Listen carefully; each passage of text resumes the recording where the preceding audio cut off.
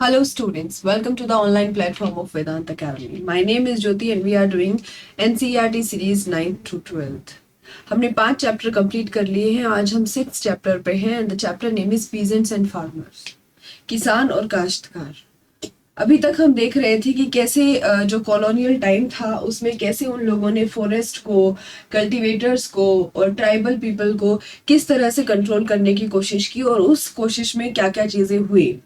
आज का जो चैप्टर है हम उसमें पढ़ेंगे फार्मर्स के बारे में, पीजेंट्स के बारे में, कि उन लोगों को जब मॉडर्न फार्मिंग या मॉडर्न टेक्नोलॉजी आ रही थी तो उन लोगों पर इस चीज का क्या फर्क पड़ रहा था. तो आज हम जो पढ़ेंगे वो एक इस तरह से पढ़ेंगे कि हम इसमें 3 आपके देशों के बारे में जानेंगे. हम जानेंगे इंग्लैंड के बारे में, कि इंग्लैंड में, क्योंकि इंग्लैंड में शुरुआत हुई तो इंग्लैंड के बारे में हम पढ़ेंगे. उसके बाद हम यूएसए के बारे में पढ़ेंगे एंड फाइनली हम इंडिया के बारे में डिस्कस करेंगे. ओके, इस चैप्टर को हम 2 पार्ट्स में डिवाइड करेंगे और एक पार्ट में, फर्स्ट पार्ट में हम इंग्लैंड और यूएसए में फार्मर्स की कंडीशंस के बारे में देखेंगे. फार्मर्स कंडीशन, कि वहां पर जो खेती है कैसे कैसे डेवलप हुई, किस तरह से पहले होती थी पुराने टाइम में, और जब मॉडर्न टेक्नोलॉजी आ गया, मॉडर्न एग्रीकल्चर आ गया तो उस चीज से फिर क्या इफेक्ट पड़ता है. ओके, उसके बाद फिर हम इंडिया के बारे में डिस्कस करेंगे कि इंडिया में फार्मर्स की, पीजेंट्स की क्या हालत थी. ठीक है, फिर हम इंडियन फार्मर्स के बारे में बात करेंगे. So let's get started the chapter. In the previous chapter I told you कि हमने पास्चर्स, फॉरेस्ट, इन सब चीजों के बारे में पढ़ा, उनके ऊपर क्या रेस्ट्रिक्शंस लगाई गई, कैसे उनकी लाइफ इफेक्ट हुई, उन सब चीजों के बारे में हमने लास्ट चैप्टर में अपना पढ़ा है. इस चैप्टर में हम पीजेंट्स और फार्मर्स के बारे में पढ़ेंगे और फोकस रहेगा 3 कंट्रीज पर, England, USA and India. And then we will find out कि कैसे स्मॉल कॉटेजेस, जो आपके छोटे किसान आपके जो इंग्लैंड में थे उनके बारे में, वीट फार्मर्स ऑफ यूएसए के बारे में पढ़ेंगे, और ओपियम प्रोड्यूसर जो अफीम प्रोड्यूस करते थे, बंगाल के फार्मर्स, इन तीनों चीजों के बारे में हम पढ़ेंगे कि उन ग्रुप्स पर कैसे इफेक्ट पड़ा मॉडर्न एग्रीकल्चर का. ठीक है, और उसके बाद कैसे कैपिटलिस्ट वर्ल्ड मार्केट के साथ ही कैसे इंटीग्रेट होते गए, और कैसे इनकी जो हिस्ट्रीज है वो कैसे बनती गई, और कैसे वो प्रोसेस थे कि जैसे हमने देखा कि इंग्लैंड में कुछ और ही हो गया, यूएसए में कुछ और ही हो गया, लेकिन जो प्रोसेस जो थे वो सिमिलर थे. So let us begin our journey with England. ठीक है, जहां पर एग्रीकल्चर रेवोल्यूशन सबसे पहले हुआ था. ओके,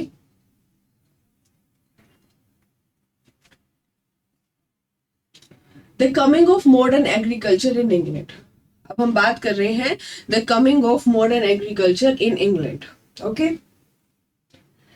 तो कैसे आधुनिक जो एग्रीकल्चर था वहां पर आया और किस तरह से लोगों की लाइफ इफेक्ट होती चली गई.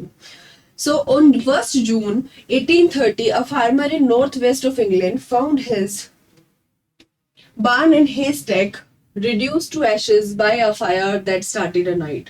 कि एक फार्मर ने क्या देखा कि जो उनकी ये पुरालियां वगैरह रखी हुई थी जो खेत में, वो सब जल गई. तो उसने देखा कि ये क्यों हो रहा था, और फिर क्या हुआ कि कुछ टाइम पर तो पूरा फार्म हाउस जला दिया जाता था, कुछ महीनों तक देखा उसने कि मतलब पुरालियां वगैरह जो होती थी वो जला दी जाती थी.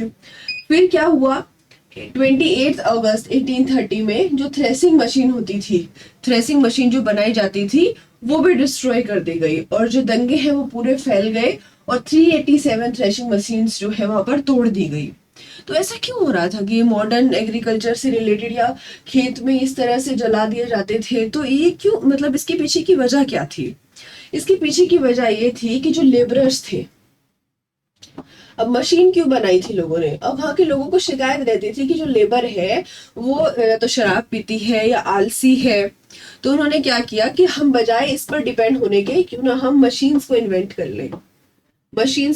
कर ले. अब जैसे जैसे मशीन्स का आप इन्वेंशन करते जाओगे तो लेबरर्स की आपको कम जरूरत पड़ेगी. जैसे जैसे मशीन बढ़ेंगी ऐसे ऐसे लेबर की जरूरत कम पड़ेगी, क्योंकि एक मशीन 8-10 लोगों के बराबर काम कर लेगी. तो इससे क्या था, इनकी जो लाइवलीहुड थी उस पे तो आपने लात मार दी ना एकदम अपने. अब ये लोग क्या करेंगे, ये लोग क्या करेंगे, ये कैसे अपना भरण पोषण करेंगे।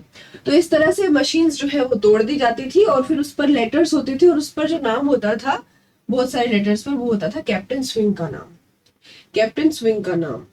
अब जो गवर्नमेंट एक्शंस लेती थी फिर इनके खिलाफ, वो बहुत खतरनाक लेती थी कि देखो जैसे कि 1976 प्रिजनर्स वो ट्रायल पर डाल दिए, 9 पीपल को हैंग कर दिया और जो 505 लोग थे उनको भेज दिया गया कहाँ, जैसे 450 को ऑस्ट्रेलिया में भेज दिया और 644 को अपना जेल में भेज दिया गया।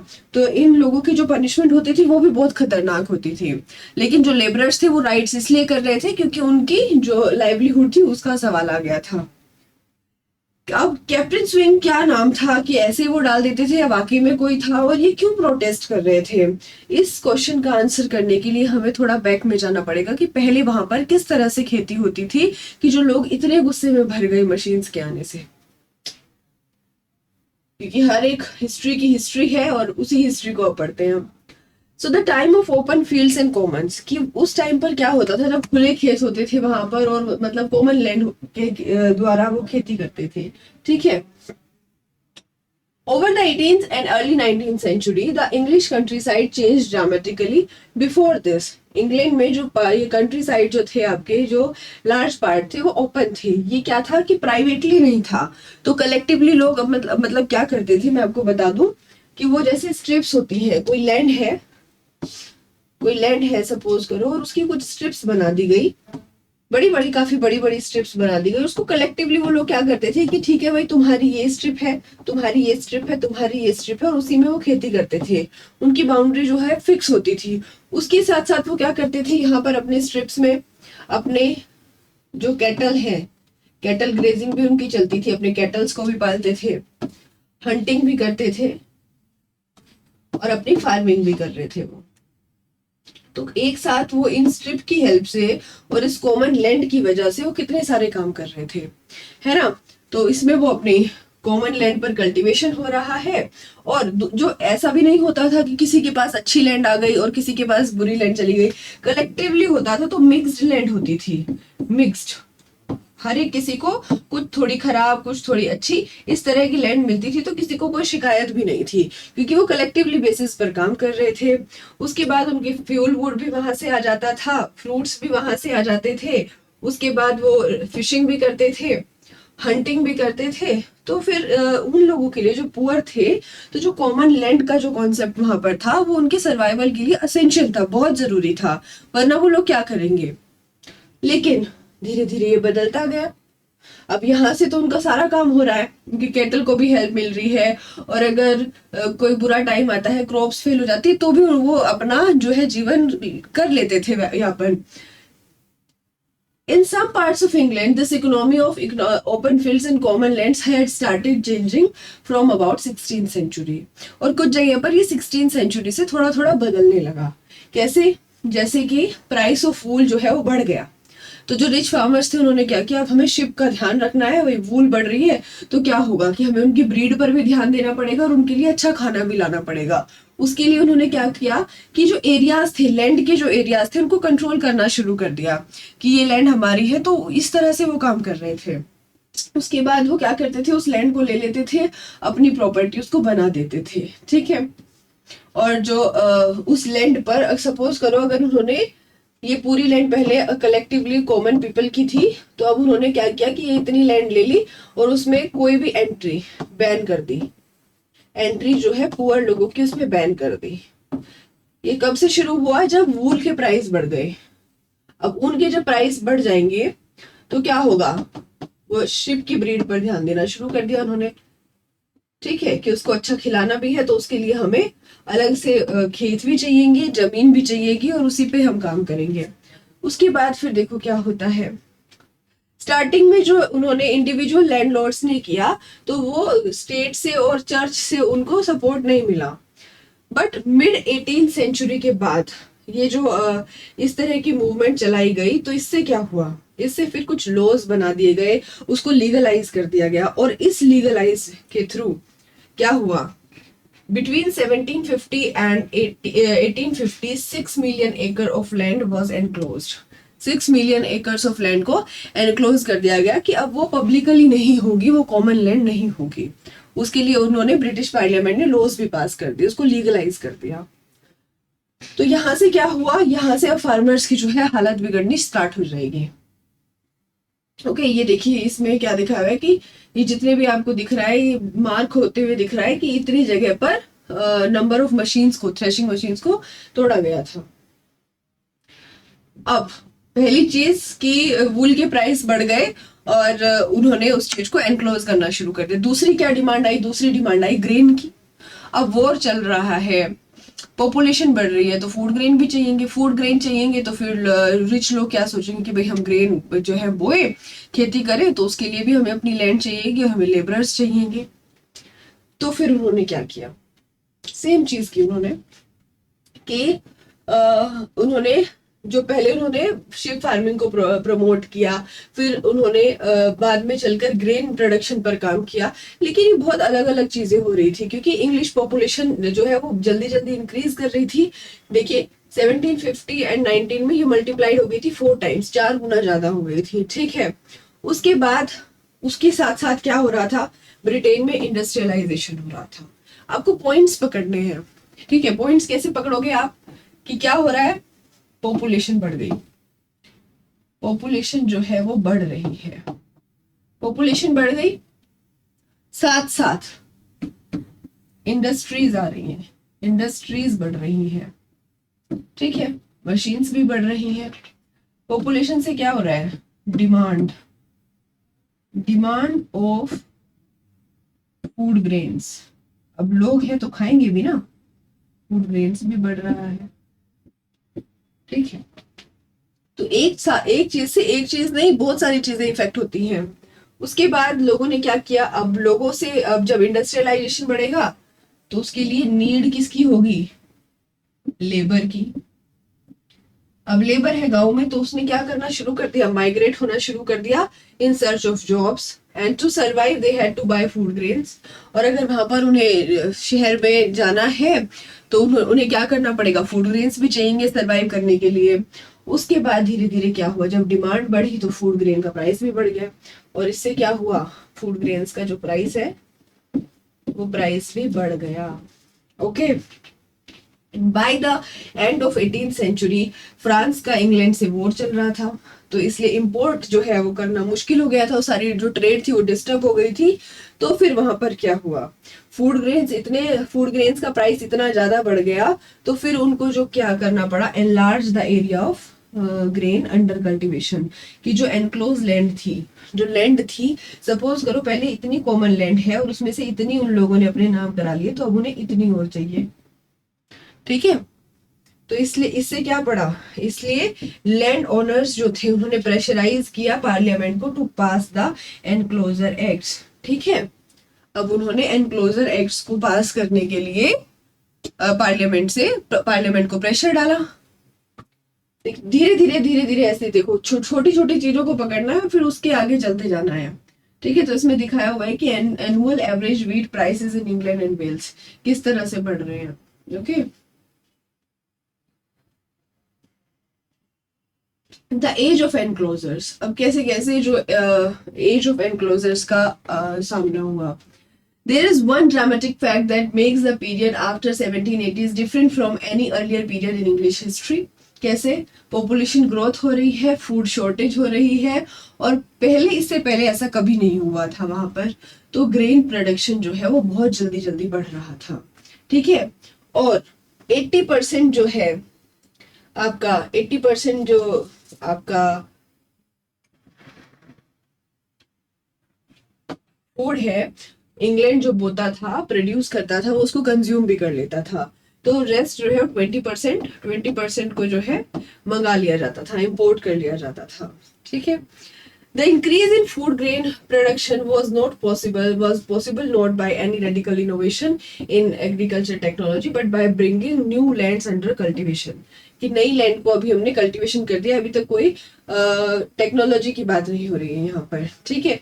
उन्होंने स्लाइस्ड अप कर दिया पास्चर लैंड्स को, जो आपकी जहां पर कैटल को चराया जाता था, जहां पर उनका चारा मिलता था, फॉरेस्ट को काट दिया, वो सारी चीजों को उन्होंने किस चीज में कन्वर्ट कर दिया, सारी लैंड को उन्होंने अंडर कल्टीवेशन ले लिया, अंडर एग्रीकल्चर कल्टीवेशन। ठीक है, कि अब यहाँ पर सब जगह पर सिर्फ फूड ग्रेन्स बोए जाएंगे। ठीक है, and farmers at this time continue to use the simple innovation in agriculture, और वो सिंपल सिंपल अपनी इनोवेशन करते थे कि भाई इस तरह से हम कर लेते हैं, इस तरह से हम कर लेते हैं तो शायद कुछ फायदा हो जाए।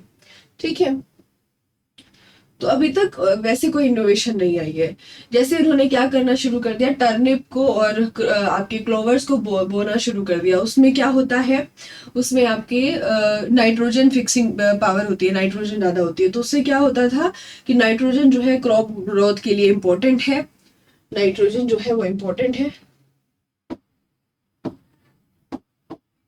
तो अगर किसी खेती पर, मतलब किसी जमीन पर बार बार खेती हो रही है तो उसको नाइट्रोजन की जरूरत है। और अगर उसमें वो टर्निप को बो दे रहे थे, ठीक है, अगर वो उसमें टर्निप को बो दे रहे हैं तो क्या हो रहा है, तो क्या होता है, उसमें नाइट्रोजन जो है ज्यादा बढ़ जाएगी और वो क्या होगा, उसको फर्टाइल कर देगा, सोइल को फर्टाइल कर देगा। ठीक है, एनक्लोजर्स वर नाउ, तो इसलिए मतलब ये छोटे छोटे इनोवेशन वो करते रहते थे कि अगर हम ये बो दें तो इस तरह का फायदा हो जाएगा। Enclosures were now seen necessary to make long term investment, और इसलिए अब उन्होंने क्या किया कि जो एनक्लोजर्स है, लैंड को जो अब लेना है, तो ये लॉन्ग टर्म इन्वेस्टमेंट के लिए काफी अच्छा है। और हमें प्लान करना चाहिए crop rotation to improve the soil, कि कभी भी एक जमीन पर एक तरह की जो है फसल नहीं बोनी चाहिए, हमें क्रॉप को रोटेट करके बोना चाहिए। ठीक है, रोटेशन इज मस्ट अगर हमें सोइल की फर्टिलिटी बनाकर रखनी है। Okay, so enclosures also allowed the richer land owners to expand the land under their control and produce more for the market. अब वो चीज जो लोगों की असेंशियल नीड्स को फुलफिल कर रहा था, अब जो कैपिटलिस्ट लोग थे, लैंड ओनर्स थे, उन्होंने उस चीज को एक ट्रेड की तरह देखना शुरू कर दिया और मार्केट में सप्लाई की तरह भेजना शुरू कर दिया अपने पैसों के लिए, पैसे कमाने के लिए। उन लोगों की लाइफ जो उस पर डिपेंड थी, उनके बारे में किसी ने नहीं सोचा। ओके, तो अब हम देखेंगे कि उनकी लाइफ पर क्या, अभी तक हमने देख लिया कि उन्होंने क्या क्या चेंज किए, अब उनकी लाइफ पर क्या फर्क पड़ा। अब ना तो उनके पास फायरवुड है, खाने के लिए नहीं है, बोने के लिए नहीं है, हंटिंग नहीं कर सकते हैं, अपने पशुओं को चरा नहीं सकते हैं, तो क्या करेंगे अब वो, ना हंट कर सकते हैं, ना अपने एप्पल्स बेरीज कुछ भी कलेक्ट कर सकते हैं, ना कट कर सकते हैं। तो अब क्या होगा, अब जिस प्राइस पर जो भी उन लैंड ओनर से बिलोंग करता है उसके लिए उन्हें एक प्राइस देना पड़ेगा, और प्राइस तो उनके पास पे करने के लिए तो कुछ है नहीं, तो वो कहाँ से अफोर्ड करेंगे। सो जहां पर ये एनक्लोजर्स जो थे, लैंड को एनक्लोज किया जा रहा था, ये जो जहां पर ज्यादा स्केल पर हो रहा था, पर्टिकुलरली मिडलैंड्स और उसके आसपास की कंट्रीज पर, तो वहां से क्या हुआ कि जो लोग थे वो दूसरी जगह जाना स्टार्ट हो गए इन सर्च ऑफ वर्क, उन्हें अपने मतलब काम भी चाहिए अब उन्हें। So they moved to southern countries of England and this was a region that was most intensively cultivated and there was a great demand for agriculture labourers, वहां पर लेबरर्स की जरूरत थी, but nowhere could the poor find secure jobs, secure jobs कहीं पर भी उनके लिए नहीं थी। अर्लियर जो है जो लेबरर्स होता था, लेबरर्स को लैंड ओनर्स के साथ देखना बहुत कॉमन होता था। They ate at the master's table and help their master through the year doing variety of old jobs. वो क्या करते थे, उनके साथ खाना भी खाते थे एक ही टेबल पर, और उसमें उनको हेल्प करते थे कि भाई कोई भी जॉब की जरूरत है या कुछ काम उनसे कराना है तो वो लोग कर देते थे। बट 1800 के आसपास ये सारी की सारी जो प्रैक्टिसेस थी वो क्या होने लगी, एकदम लुप्त होने लगी। अब लेबरर्स को वेजेस मिलने लगे और उनको हार्वेस्टिंग टाइम पर, कि अब जैसे मान लिया गेहूं काटने तो उसी टाइम पर उनको जॉब मिलेगी। ठीक है, as landowners tried to increase their profits, so they cut the amount they spend on their workmen and work became insecure। अब वो insecurity वाली चीजें आ गई, employment uncertain हो गया और income unstable हो गई। तीन चीजें देखिए क्या हो गया है अपने प्रॉफिट के लिए, क्या क्या असर पड़ा है। Work became insecure, employment uncertain, income unstable। ठीक है, insecure, uncertain, unstable, and for a very large part of the year the poor had no work. तो पुअर की हालत यहाँ पर भी खराब है, ठीक है। इंट्रोडक्शन, अब इसमें और क्या हुआ है, तो उनको काम नहीं मिल रहा है, ऊपर से थ्रेशिंग मशीन का इंट्रोडक्शन हो गया। अब जब नेपोलियनिक वार हुए थे उसके बाद प्राइसेस ज्यादा बढ़ गए थे, प्रोडक्शन बहुत ज्यादा बढ़ रहा था, तो शॉर्टेज लेबर की हो रही थी, तो इसलिए उन्होंने क्या किया, थ्रेशिंग मशीन को चलाना शुरू कर दिया कि अब क्यों कटवाना है, थ्रेशिंग मशीन से सब काम करा लेंगे, ठीक है। सो अब क्या हुआ, वो मार्केट में आना शुरू हो गया। और मैंने जैसे आपको स्टार्टिंग में बताया कि वो लोग लेबरर्स की आदतों से परेशान होते थे कि वो शराब पीते हैं, काम नहीं करते हैं, आलस दिखाते हैं। तो अब क्या हुआ, जैसे जैसे मशीन आई तो उनका लेबरर्स के ऊपर से जो मतलब जो डिपेंडेंसी थी वो खत्म होने लगी, वो खत्म होने लगी। और फिर जब वॉर खत्म हुआ तो आपके जो सोल्जर्स थे वो भी वापस आए अपने गाँव में, अपने घरों में, उनको भी जॉब चाहिए। तो अब सब क्या है, बिना जॉब के हैं, और अगर जॉब है तो इनसिक्योरिटी वाली जॉब है, ठीक है। तो ये सब चलता रहा। सो इसके बाद यहाँ से शुरू होते हैं आपके swing riots spread in the countryside at this time, and for the poor the threshing machine had become a sign of bad times. और जो पुअर लोग थे उनके लिए जो थ्रेशिंग मशीन थी, जो थ्रेशिंग मशीन थी वो बन गई कि हाँ ये अब हमारा बुरा वक्त आ गया है, ठीक है, क्योंकि इसने क्या किया, लेबर को एकदम खत्म कर दिया। ओके, कंक्लूजन क्या निकलता है इससे, आप सब समझदार हो, समझ गए होंगे कि मॉडर्न एग्रीकल्चर से चेंजेस तो आए, ओपन फील्ड जो है वो खत्म हो गए, कस्टमरी जो राइट्स ऑफ पीजेंट्स थे ये आपके अंडरमाइंड हो गए, रिचर फार्मर्स ने अपना खूब सारा प्रोडक्शन किया, उनको बेचा, ग्रेन्स को बेचा, प्रॉफिट कमाए, और वो पावरफुल बन गए, वो पावरफुल बन गए। और जो पुअर है वो उसी गांव में वहीं पर रह गए, और जो कुछ लोग थे जो अपनी जॉब्स की सर्च में गए वो मिडलैंड टू साउदर्न कंट्रीज में मूव हो गए, और उनकी जॉब्स जो है वो आपकी इनसिक्योर हो गई। अब अनएम्प्लॉयमेंट जो है वो बहुत ज्यादा बढ़ गया, और उससे उनकी जो लाइफ थी वो बुरी तरह खराब हो गई। सो ये कंक्लूजन हमारा किसका है कि जब इंग्लैंड, अभी हमने किसकी बात की है, इंग्लैंड की बात की है, तो इंग्लैंड में हमने पढ़ा कि किस तरह से वहां पर फार्मर्स की लाइफ इफेक्ट हुई है, ठीक है। फॉर व्हाट, मतलब किस पर्पस में, आप बता सकते हो कि जब इंट्रोडक्शन हुआ मॉडर्न एग्रीकल्चर का, ठीक है, तो इंग्लैंड में क्या असर पड़ा, इंग्लैंड पर क्या असर पड़ा स्टार्टिंग में, ठीक है। और आप थोड़ी रिसर्च भी कर सकते हो, और उसमें फिर आगे आप देख सकते हो कि अभी क्या चल रहा है वहां पर, अभी किस तरह से खेती होती है वहां पर। Okay, so this was about England. अब हम पढ़ेंगे यूएसए के बारे में। Bread basket and dust ball, कि कैसे वो डस्ट बाउल बना, पहले कैसे वो ब्रेड बास्केट बना, और फिर कैसे वो डस्ट बाउल में तब्दील हो गया इन सब चीजों के चलते, ठीक है। तो अब हम बात करेंगे यूएसए की। तो यूएसए कैसे ब्रेड बास्केट ऑफ वर्ल्ड बना, एंड उसके बाद वहां पर क्या इसका मतलब था रूरल पीपल के लिए, कैसे वहां पर जो खेती थी वो की जाती थी, किस तरह से मतलब डिवाइडेड थी, कैसे वहां पर लोग काम करते थे। इंग्लैंड का आपने समझ लिया कि कॉमन लैंड की बात थी वहां पर। यहाँ पर क्या हो रहा था, यहाँ पर देखिए आप कि यूएसए में at the time of common fields were being enclosed in England at the end of 18th century, settled agriculture had not developed on extensive scale in the USA. USA में सेटल्ड एग्रीकल्चर की बात तब तक नहीं हुई थी। Forest जो cover था वहां पर over 800 million acres, grassland 600 million acres पर थे। और इससे आपको पता चल जाएगा कि कैसे कैसे वहां पर फॉरेस्ट वेजिटेशन है, देखिए ये सब आपको दिख रहा है आपको सब, ठीक है। अब स्टार्टिंग में जो वहां पर जो था कंट्रोल वो ज्यादा नहीं था व्हाइट अमेरिकन का, ठीक है, तो वो कन्फाइंड थे कि एक कोस्टल लैंड पर ही कन्फाइंड थे वो 1780s तक जो व्हाइट अमेरिकन थे। अगर हम देखें उस टाइम पर तो आपको वहां पर नेटिव अमेरिकन ग्रुप्स काफी सारे मिलेंगे, सेवरल, कुछ उनमें से नोमैडिक थे जो घूमते रहते थे और फिर सेटल हो गए थे, और कुछ वहां पर सेटल थे, ठीक है। और वो किस तरह से अपनी जो लाइफ थी उनकी वही हंटिंग, गैदरिंग, फिशिंग, और कुछ लोग आपके कॉर्न, बीन्स, टोबैको, पंपकिन इस तरह के जो है खेती करते थे, कल्टीवेशन होता था, ठीक है। और यूरोपियन ट्रेडर्स के थ्रू किस तरह से वहां पर होता था, तो वो सब हम इसमें देखेंगे, ठीक है, ये आपके लिए दिखाया हुआ है कि एग्रीकल्चर बेल्ट्स इन यूएसए इन 1920। तो इसमें आपको अलग अलग बेल्ट्स दिखाई गई है, जैसे वीट एरिया है, ये आपका है और ये आपका कॉर्न बेल्ट है, कॉर्न एंड वीट बेल्ट है, ठीक है, तो ये कॉटन बेल्ट है। तो इस तरह से आपको अलग अलग बेल्ट्स जो है वो दिखाई गई हैं कि कैसे कैसे वहां पर खेती होती थी। By the early 20th century, this landscape has transformed radically। और धीरे धीरे ये पूरा का पूरा जो है चेंज होने लगा। कैसे? अमेरिकन जो है, वाइट अमेरिकन जो है वो वेस्टवर्ड को मूव होना शुरू हुए।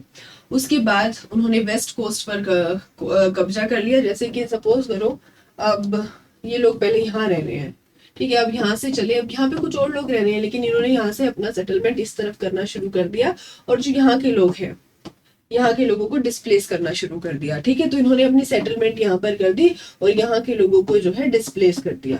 ठीक है, अब इस चीज से क्या फर्क पड़ता है? ठीक है, और the USA come to dominate the world market in agriculture produce. How did this change come about? Who were the new settlers? ये new settler कौन थे? And how did the spread of cultivation shape the lives of Indian groups who had once lived there? ये जो पहले Indian groups भी वहां पर रहते थे, उनकी लाइफ पर किस तरह का प्रभाव पड़ा? तो ये हमारा टॉपिक बनता है कि कैसे वो वेस्टवर्ड मूवमेंट हुई, वेस्टवर्ड मूवमेंट, और कैसे फिर वहां पर वीट कल्टीवेशन की बात होती है। ठीक है, आपके गेहूं की बात होती है, वहां पर वीट कल्टीवेशन कैसे होता गया, इसको बहुत ध्यान से समझेंगे, बहुत इंपॉर्टेंट है। The story of agrarian expansion is closely connected to the westward movement of the white settlers who took over the land। अब वो वेस्ट साइड चलना शुरू हुए, वहां की उन्होंने लैंड ले ली, और उसके बाद जो अमेरिकन वॉर ऑफ इंडिपेंडेंस चल रहा था और यूएसए की स्थापना हुई, तो व्हाइट अमेरिकन ने उधर मूव करना शुरू कर दिया और थॉमस जेफरसन जो है वो प्रेसिडेंट बन गए। और फिर उन्होंने ओवर आपके 7 lakh white settlers had moved on the Appalachian plateau through the passes, और वो दर्रों की हेल्प से इस प्लेट्यू से जो है मूव करना स्टार्ट हो गए और वहां पर पहुंच गए। Seen from the east coast, America seem to be a land of promise and its wildness could be turned into cultivated field. अब जो उनका वहां पर वो बियाबान जंगल पड़ा हुआ था, उसको कल्टीवेटेड फील्ड्स में उन्होंने कन्वर्ट करना शुरू किया। फॉरेस्ट टिम्बर को कट करना शुरू किया एक्सपोर्ट के लिए, कि एक्सपोर्ट करना है। एनिमल्स को हंट करना स्टार्ट किया उनकी खाल के लिए जो बेची जाती थी। माउंटेन्स को माइन करना शुरू किया गोल्ड और मिनरल्स के लिए। But this meant that the American Indians had to be cleared from there। ठीक है, उन्होंने वहां से अमेरिकन इंडियंस जो थे उनको हटाना शुरू कर दिया। ये देखिए किस तरह वेस्टवर्ड मूवमेंट चली, पहले थोड़ी थोड़ी, फिर इस तरह से, फिर पूरा उन्होंने सबको हटा दिया।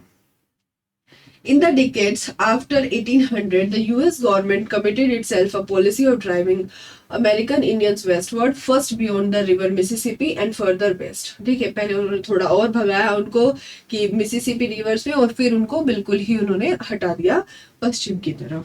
Numerous wars were waged in which Indians were massacred and many of their villages burnt। और कुछ जो वॉर चले उसमें उनको मार दिया गया इंडियंस को, और उनके जो गांव थे वो जला दिए गए।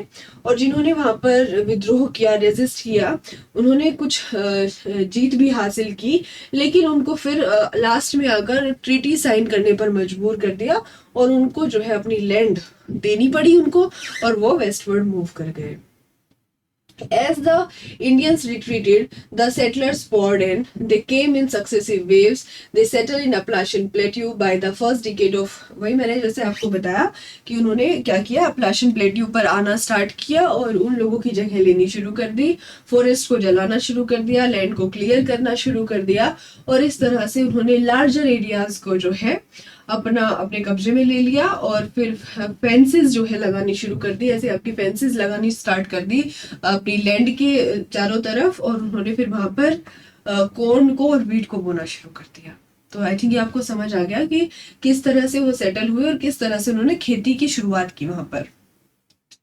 इन द अर्लियर ईयर, अब जब शुरुआत के दिन है तो आपकी जो सोयल है वो फर्टाइल है। अब सोयल फर्टाइल है तो क्रॉप भी अच्छी होगी तो प्रोडक्शन अच्छा होगा, इम्प्रूव होगा, तो क्या होगा, मतलब कि हाँ उनका नाम होगा, भाई बहुत अच्छे जो है गेहूं आ रहे हैं वहां से, बहुत अच्छी क्रॉप आ रही है वहां से, तो इस तरह से धीरे धीरे धीरे धीरे चल के जब इस तरह से अमेरिका ने प्रोड्यूस करना शुरू किया, so this region becomes the wheat producing area in the America, और इसका हर जगह नाम होने लगा। अब उनकी स्टोरी हम डिटेल में पढ़ेंगे, ठीक है, उनकी स्टोरी को हम डिटेल में पढ़ेंगे। Let us follow the story of wheat farmers in some detail. अब देखिए व्हीट फार्मर्स का क्या काम था वहां पर। एक व्हीट प्रोडक्शन का एक्सपेंशन हो रहा था काफी ज्यादा, अर्बन पॉपुलेशन बढ़ रही थी, एक्सपोर्ट मार्केट तो और ज्यादा बढ़ रहा था। तो व्हीट के जो प्राइस थे, अब डिमांड बढ़ेगी, ये तो चीज आपको बिल्कुल रट लेनी है, डिमांड बढ़ रही है तो प्राइस बढ़ेंगे, ठीक है। तो जैसे जैसे डिमांड बढ़ रही थी प्राइस बढ़ रहे थे, और जो फार्मर्स थे वो एनकरेज हो रहे थे व्हीट प्रोड्यूस करने के लिए, ठीक है। तो ये डिमांड और ज्यादा बढ़ गई, और फर्स्ट वर्ल्ड वॉर में तो ये बहुत बहुत ज्यादा बढ़ गई। फिर वहां पर क्या हुआ, रशियन जो सप्लाईज थी व्हीट की वो कट ऑफ कर दी गई, और यूएसए को फीड करना था अब यूरोप को। अब यूरोप की डिमांड भी यूएसए को फुलफिल करनी थी, ठीक है।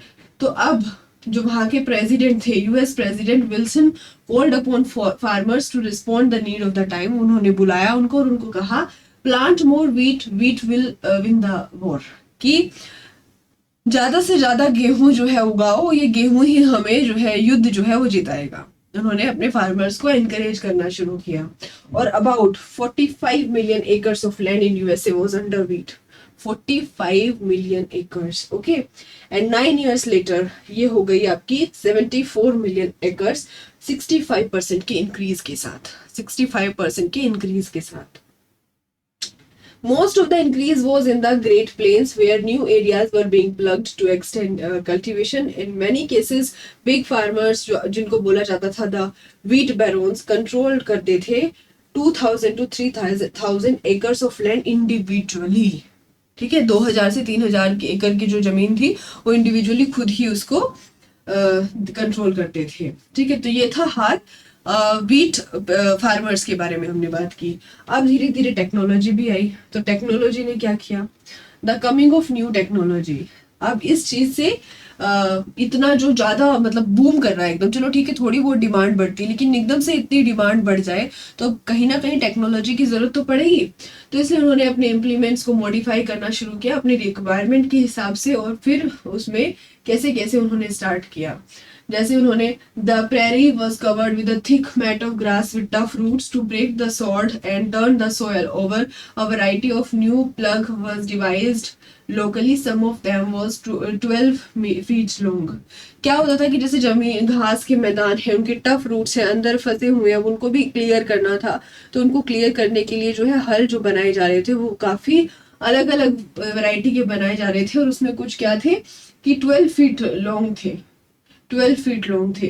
तो इस तरह से ही उनको बनाया जाता था, काम किया जाता था वहां पर, ठीक है। उसके बाद जो great plains were breaking the ground with tractors, disc ploughs, clearing vast stretches for wheat cultivation. और ट्रैक्टर की हेल्प से और आपके जो प्लग्स हैं, नए नए प्लग्स हैं, उनकी हेल्प से उस जगह को क्लियर किया जाता था और उसको व्हीट कल्टीवेशन के लिए डाल दिया जाता था, क्लियर कर दिया जाता था। और जैसे जैसे क्रॉप राइप होती थी तो उसको, जैसे अब फसल पक गई तो उसको हार्वेस्ट करना है तो उसके लिए भी फिर वो काम करते थे। At harvest time hundreds of man and women could be seen in the fields. जब हार्वेस्टिंग टाइम आता था, उसको काटने का टाइम आता था, आप लोग भी देखते हैं जैसे अभी गेहूं की कटाई का काम चल रहा है तो आपको लेबर मिलेगी खेतों में, जनरली इतनी नहीं मिलती है पूरे साल में जितनी आपको जब फसल की कटाई का टाइम आता है तब मिलती है। आप चाहे वो गेहूं की बात कर लो या फिर जब धान की खेती का टाइम आता है तब ये सब होता है, ओके।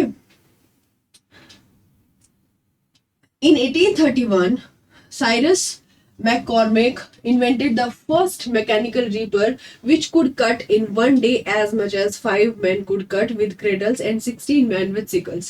ठीक है, तो ये अलग अलग औजार से जो आपके 16 आदमी या 5 आदमी एक दिन में काटते थे, वो उसने अपने ऐसा मैकेनिकल रीपर बना दिया कि वो एक दिन में अकेला काट देगा 5 लोगों के बराबर। तो फिर क्या हुआ, अब जो है वो लोग ऐसी तरह से अपना जो है गेहूं कटवाने लगे, ग्रेन्स कटवाने लगे, और with the use of machine 500 acres of wheat could be harvested in 2 weeks।